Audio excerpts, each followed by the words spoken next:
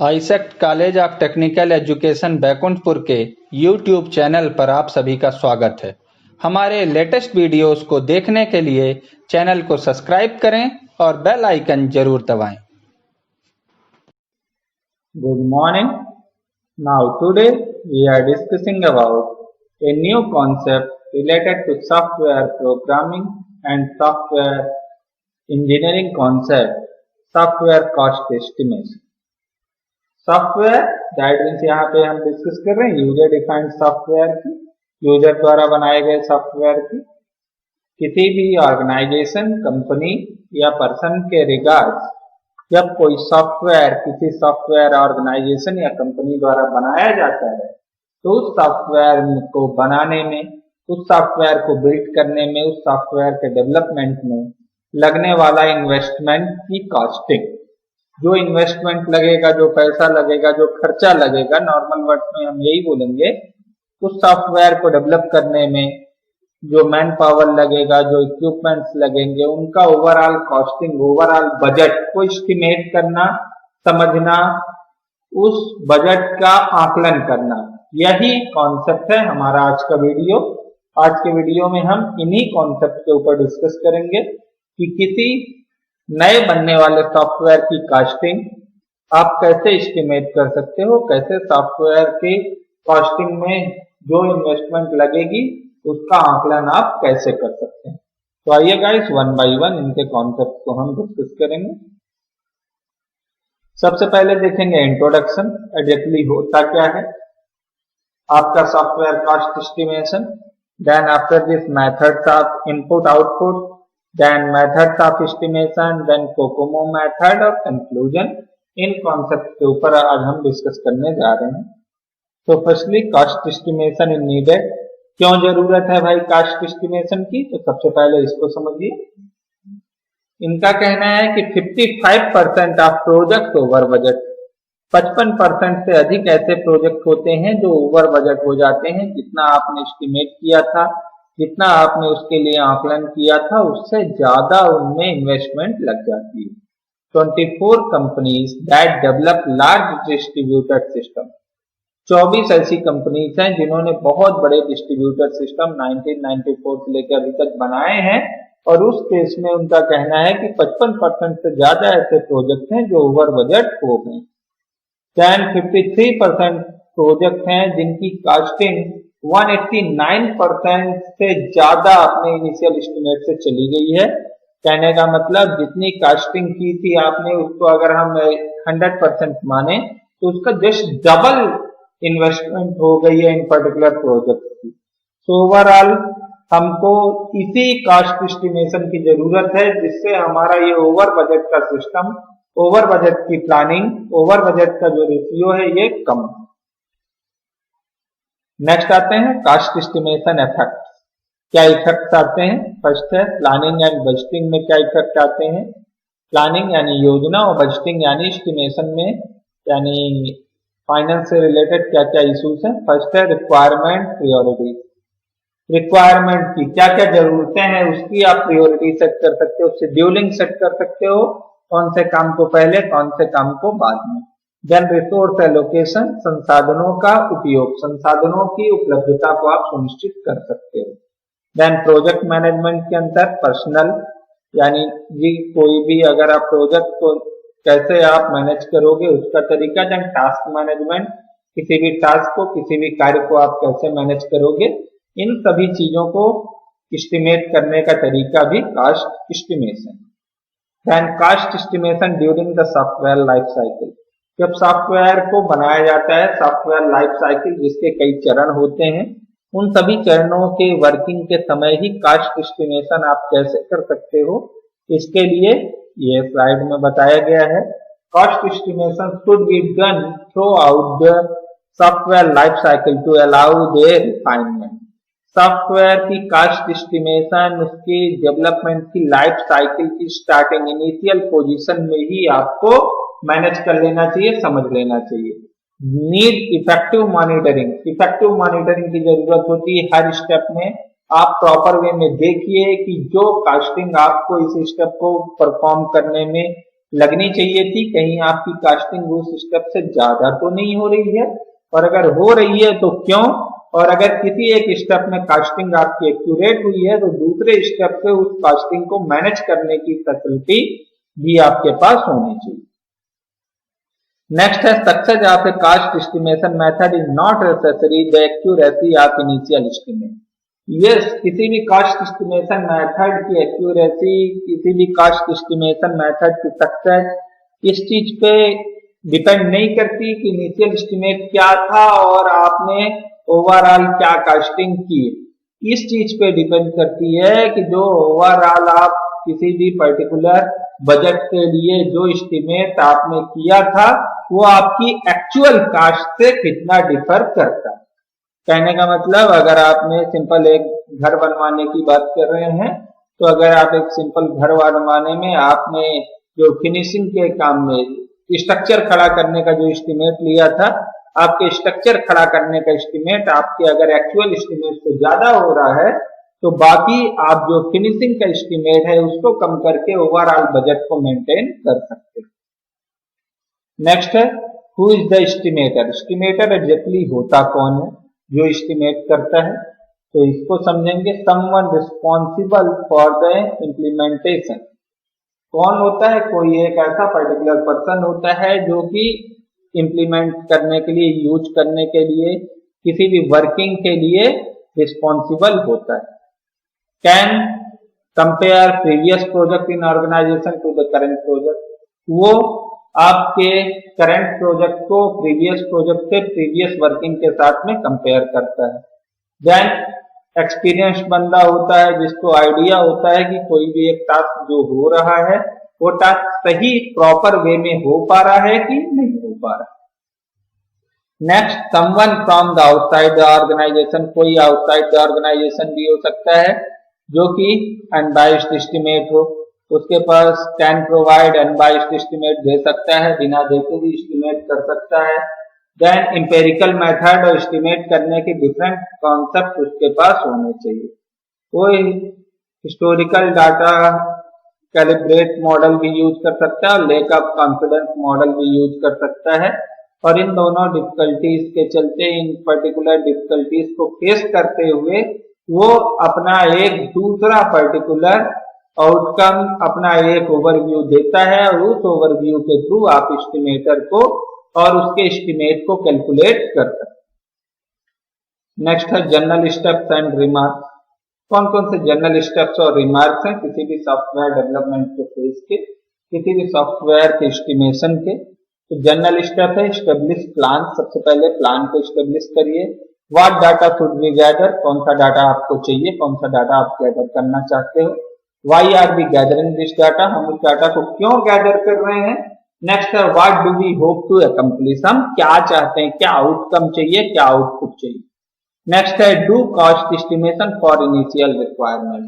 क्या आप cost estimation को अपनी इनिशियल रिक्वायरमेंट के अकॉर्डिंगली मैनेज कर पा रहे हो। नेक्स्ट है यूज सेवरल मेथड्स। कौन कौन से मेथड्स हैं। नो परफेक्ट टेक्निक, कोई भी परफेक्ट टेक्निक नहीं होनी चाहिए। Then wide variables method, that में फ्लेक्सिबिलिटी होनी चाहिए आपके एस्टिमेशन की, कि आप अपने एस्टिमेशन की टेक्निक को, अपने कॉन्सेप्ट को जरूरत के अनुसार चेंज कर सकते। नेक्स्ट है general steps and remarks. Do reestimated during life cycle, आप अपने एस्टिमेशन को रीएस्टिमेट कर सको। Make any requirement change to development, अगर आप कोई चेंजेस या कोई रिक्वायरमेंट में, वर्किंग में, कॉन्सेप्ट में, स्ट्रक्चर में कोई भी चेंजेस करना चाहो तो आप कर सको। नेक्स्ट है do a final assessment of cost estimation after the end of project. Then final assessment, final working को भी आप एस्टिमेट कर सको। नेक्स्ट है सॉफ्टवेयर कॉस्ट एस्टिमेशन की process. First definition, a set of techniques and procedures that is used to derive the software cost estimate। ऐसी techniques और ऐसे तरीके, ऐसे प्रोसीजर, ऐसे प्रोसीजर जो कि आपके सॉफ्टवेयर की कास्ट को एस्टिमेट करने में हेल्प करते हैं, उनको आप बोलोगे cost estimation. Then set of inputs to process and then the process will use to input to regenerate the output. ऐसे पर्टिकुलर इनपुट को जनरेट करना, इनपुट को एक्सेप्ट करना और इनपुट को प्रॉपरली प्रोसेस करके आउटपुट में रिजनरेट करना, यही कॉन्सेप्ट आपका सॉफ्टवेयर कॉस्ट एस्टिमेशन का कॉन्सेप्ट कहलाता है। Then next guys, input and output to the estimation process. Estimation के लिए इनपुट क्या होते हैं? रिक्वायरमेंट है, गैदरिंग है, रिक्वायरमेंट कॉन्सेप्ट है, यही कुछ इनपुट्स हैं।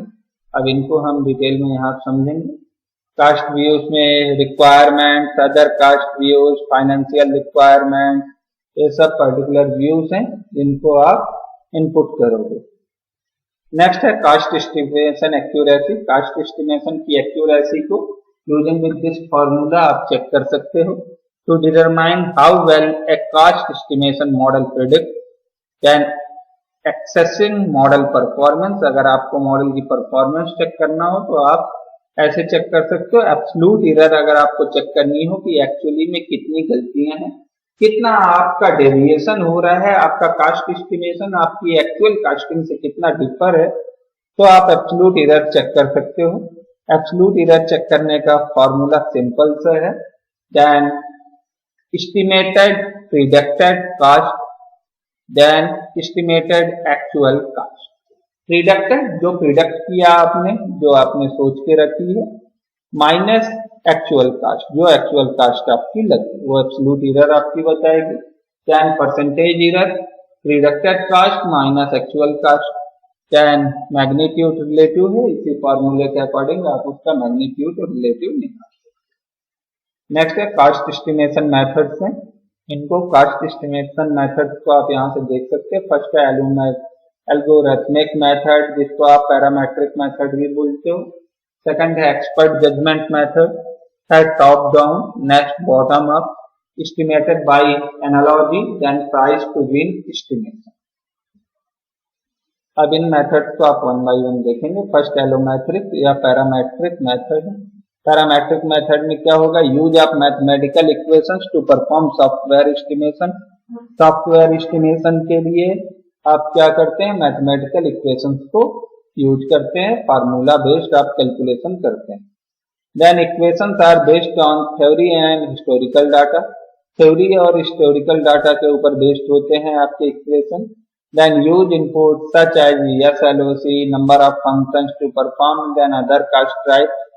Then accuracy of model can be improved by calibrating the model, the specified environment.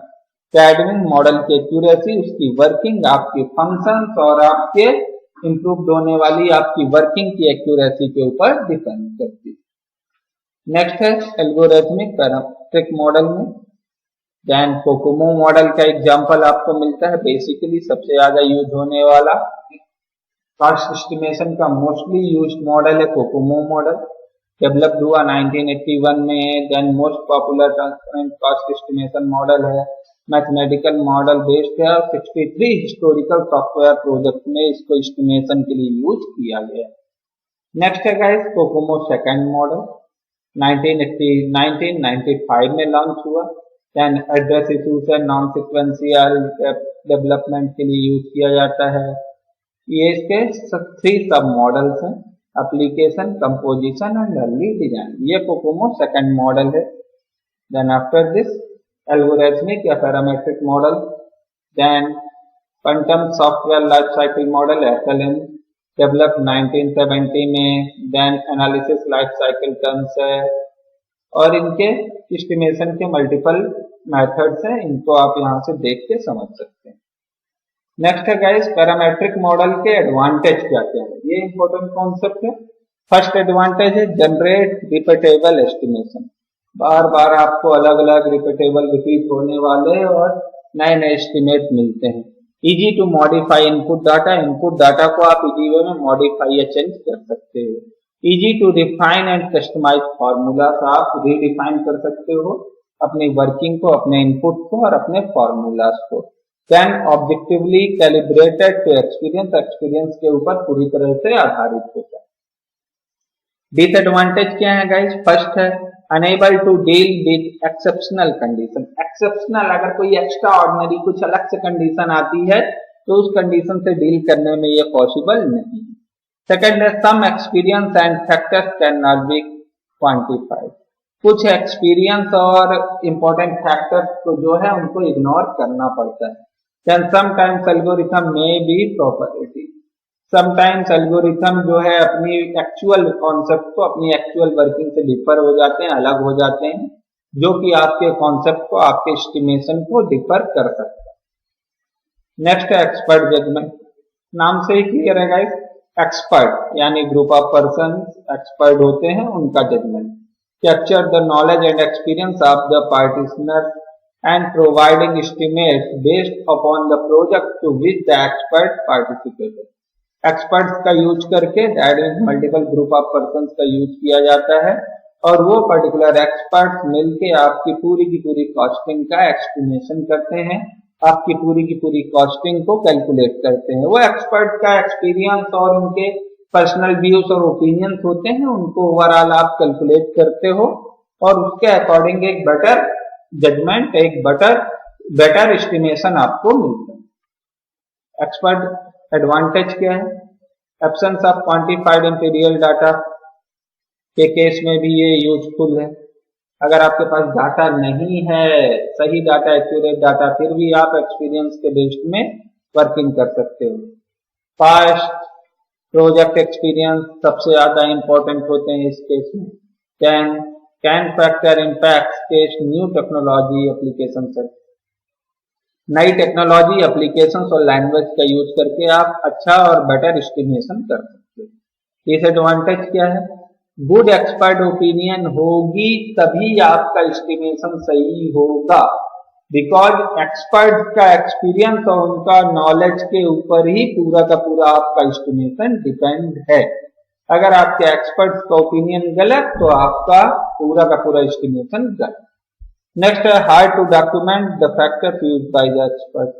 Can उन पर्टिकुलर फैक्टर्स को, उन पर्टिकुलर इश्यूज को डॉक्यूमेंट करके रखना, लिख के रखना, संभाल के रखना, उनको एक्सेस करके रखना, ये काफी लेंथी प्रोसेस हो जाती है, हार्ड प्रोसेस हो जाती है। नेक्स्ट है टॉप डाउन, जिसको मैक्रो मॉडल भी नाउअडेज बोला जाता है। Can derive from the global properties from the product and partition into various low level। Can Putnam model है, पुटनम मॉडल बोलते हैं, पुटनम मॉडल है एग्जाम्पल इसका। एडवांटेज है रिक्वायरमेंट मिनिमल प्रोजेक्ट डिटेल की जरूरत पड़ती है, यूजुअली फास्टर होता है बाकी के दोनों के मुकाबले, और सिस्टम लेवल एक्टिविटीज के ऊपर मोस्टली फोकस्ड होता है। डिसएडवांटेज क्या है? लो लेवल कंपोनेंट के ऊपर पूरा का पूरा ये होता है, पूरा का पूरा लो लेवल कंपोनेंट के ऊपर कैलकुलेट किया जाता है, तो इसकी एक्यूरेसी और इसकी एस्टिमेशन के ऊपर सस्पेंस रहता है। और डिटेल्ड बेसिक इसके पास जानकारी नहीं रहती है, तो डिटेल्ड बेसिक जानकारी का भी लैप्स होता है, डिटेल जानकारी का भी अभाव होता है, जिसके चलते इस टेक्निक को आप कम इफेक्टिव मानते हैं। देन बॉटम अप अप्रोच है, सॉफ्टवेयर कंपोनेंट्स को एस्टिमेट करने का एक और ये पर्टिकुलर अप्रोच है, जिसके अंदर आप किसी भी सॉफ्टवेयर के जो कंस्ट्रक्शन की कास्ट है उसका जो एस्टिमेशन है उसको आप कैलकुलेट कर सकते हो। कोकोमोस का डिटेल्ड मॉडल भी इसका बेस्ट एग्जांपल है। एडवांटेज कौन कौन से हैं इसके गाइस? तो पहला एडवांटेज बोलता है स्टेबल है, डिटेल्ड है और हर सॉफ्टवेयर ग्रुप को, किसी भी सॉफ्टवेयर, किसी भी टाइप के सॉफ्टवेयर को एस्टिमेट करने के काम आता है। डिसएडवांटेज क्या है? ओवरलुक सिस्टम लेवल कास्ट, बहुत ज्यादा सिस्टम लेवल कास्ट के ऊपर बहुत ज्यादा फोकस करता है और बहुत ज्यादा टाइम कंज्यूमिंग है। इसको बनाना एक टाइम कंज्यूमिंग प्रोसेस है, एक लंबा टाइम लेता है इस पर्टिकुलर काइंड ऑफ एस्टिमेशन के लिए। नेक्स्ट है एस्टिमेशन बाय एनालॉजी। एनालॉजी के थ्रू, लॉजिक के थ्रू आप कैसे कर सकते हो?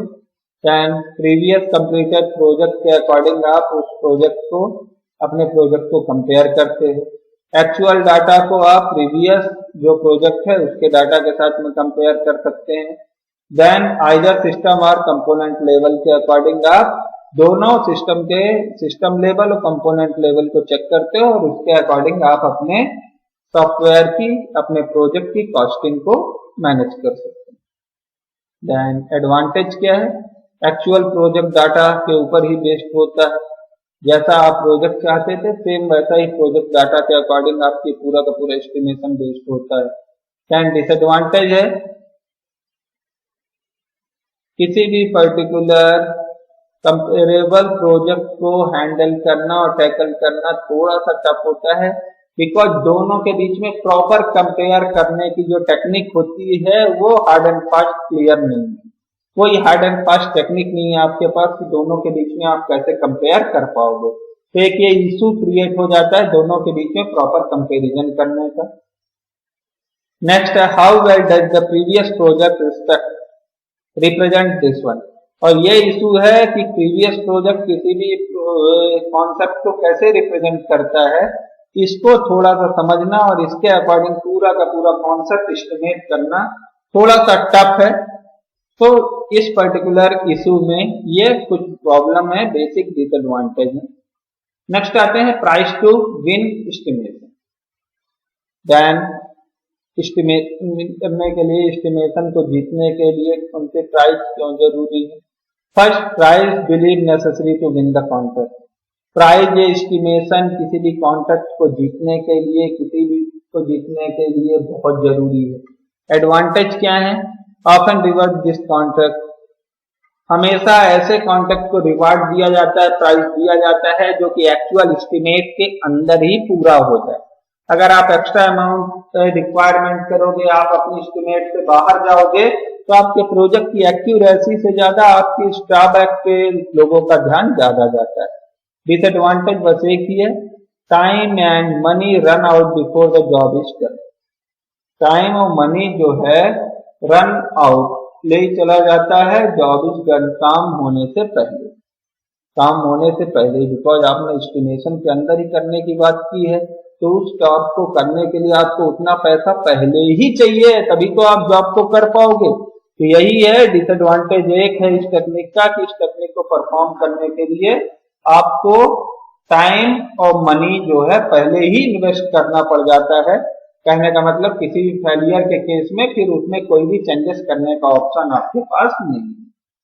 तो गाइस, इस पर्टिकुलर वीडियो में हमने किसी भी सॉफ्टवेयर के कॉस्ट एस्टिमेशन के कॉन्सेप्ट, कॉस्ट एस्टिमेशन के मल्टीपल फेसेस और अच्छे कॉस्ट एस्टिमेशन की टेक्निक, देन कॉस्ट एस्टिमेशन क्यों जरूरी है, कॉस्ट एस्टिमेशन में प्राइस का क्या इंपॉर्टेंस है, इन सभी कॉन्सेप्ट को डीपली डिस्कस किया है। देन सॉफ्टवेयर इंजीनियरिंग और सॉफ्टवेयर कॉस्ट एस्टिमेशन से रिगार्ड और नए कॉन्सेप्ट और नए वीडियोस को देखने के लिए हमारे चैनल को लगातार देखते रहिए। Thank you for watching us.